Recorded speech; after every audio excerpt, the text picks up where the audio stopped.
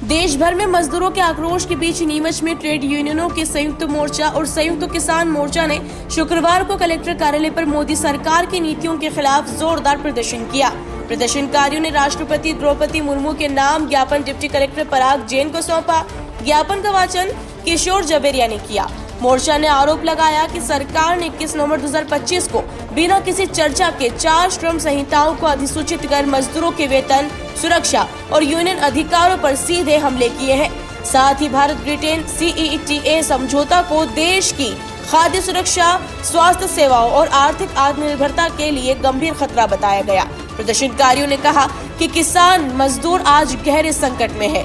MSP में मामूली बढ़ोतरी, धान की खरीद ठप, मंडियों और FCI का बढ़ता निजीकरण, कॉन्ट्रैक्ट फार्मिंग और डिजिटल एग्रीकल्चर मिशन के जरिए खेती को कॉर्पोरेट नियंत्रण में धकेला जा रहा है।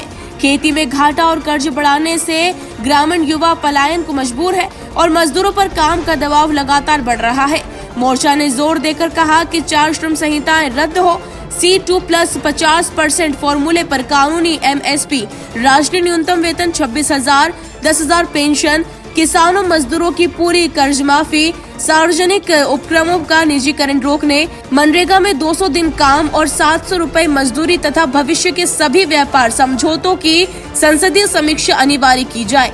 महिलाओं, दलितों, आदिवासियों और अल्पसंख्यकों पर बढ़ती हिंसा रोकने के लिए कड़े कानूनों की भी मांग उठाई गई। सरकार के खिलाफ जमकर नारेबाजी करते हुए मोर्चा ने चेतावनी दी कि यदि इन मांगों पर तत्काल कार्रवाई नहीं हुई तो आंदोलन को और व्यापक स्वरूप दिया जाएगा। नवंबर को देश की जो कारपोरेट परस्त सरकार है, भारतीय जनता पार्टी की केंद्र सरकार, उसने जो है 1926 से स्थापित श्रम कानूनों में परिवर्तन करते हुए और उनको ख़त्म करते हुए श्रम कानूनों को समाप्त कर दिया है और 4 नए लेबर कोड बना दिए हैं जो भारत के मजदूरों को गुलामी की ओर धकेलने का एक साजिश है।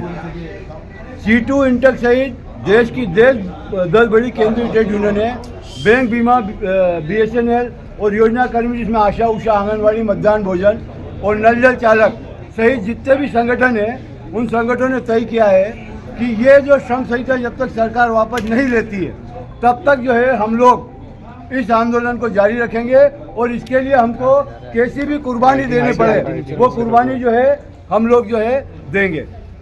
और इसी तारतम्य में कल हम लोगों ने इसके गजट नोटिफिकेशन की प्रतियों को जलाया है और आज हम यहाँ कलेक्टर कार्यालय में राष्ट्रपति, महामहिम राष्ट्रपति के नाम से ज्ञापन देने आए हैं और इस ज्ञापन के बाद हमने सरकार को चेतावनी दे दी है और आंदोलन आगे और सघन होगा।